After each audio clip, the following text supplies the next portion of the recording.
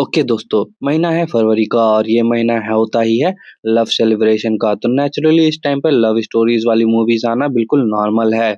और ऐसे ही टाइम पर हमें सिद्धांत चतुर्वेदी एंड मुन्नाल ठाकुर की तरफ से एक नई लव स्टोरीज मूवी का ट्रेलर देखने को मिला, जो कि है दो दीवाने शहर में।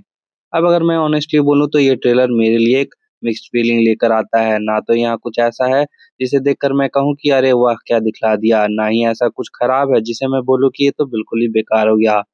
ओवरऑल ये ट्रेलर एक एवरेज फीलिंग देता है। ट्रेलर अपनी कहानी का कोर इश्यूज सेट करता है। यहाँ हमारे दोनों मेन कैरेक्टर रोशनी और शशांक अपनी अपनी कमियों को लेकर चल रहे हैं। सिद्धांत चतुर्वेदी का कैरेक्टर शाह बोलने में स्ट्रगल करता है, वहीं मुरनाल ठाकुर का कैरेक्टर खुद को लेकर मानती है कि वो उतनी खूबसूरत नहीं है।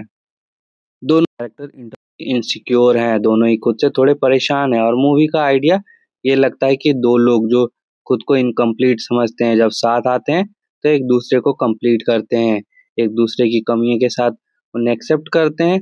Theme clearly raw love, natural love, बिल्कुल बिना मास्क वाले प्यार के को सेट करता हुआ दिखता है कि कैसे एक पर्सन अपने आप को एक्सेप्ट करेगा उस लव स्टोरी में। तो ये मोटा मोटी वैसे जाता है।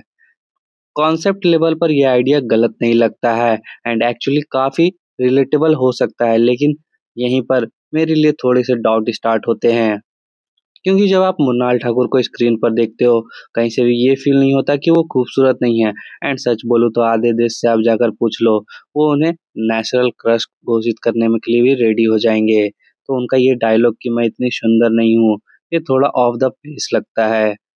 एंड हाँ, ये मैं मानता हूँ कि ये एक्टर का नहीं बल्कि कैरेक्टर की कहानी है, उसकी इनसिक्योरिटी है। एंड शायद रोशनी खुद में कंफर्टेबल नहीं है।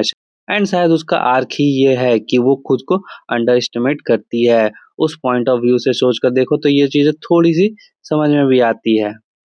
अब अगर शशांक की कैरेक्टर की बात करें तो मुझे उसके लिए भी सेम वही फीलिंग है कि ये इतना बड़ा प्रॉब्लम नहीं है कि वो श नहीं बोल पाता है।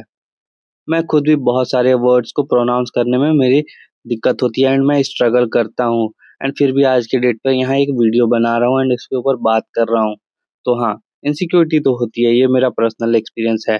और उसके बावजूद आप मेहनत करते हो एंड उससे बाहर निकलने के ट्राई करते हो। तो ऐसा नहीं है कि ये दोनों ही पॉइंट खराब है, लोग समझ सकते हैं।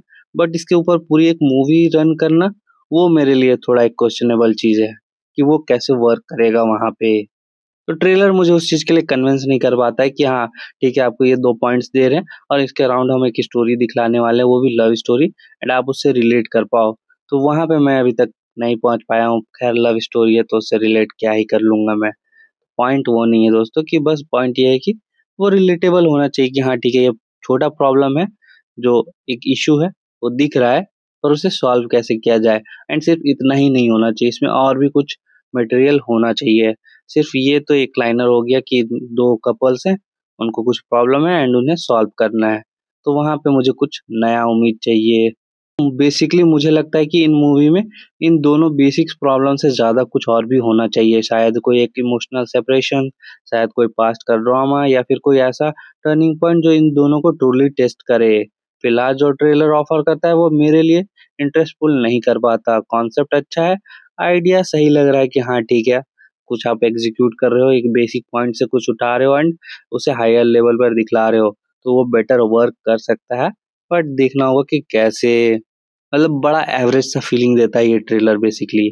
तो वो देखते हैं कैसे जाकर वर्क करता है एट द एंड।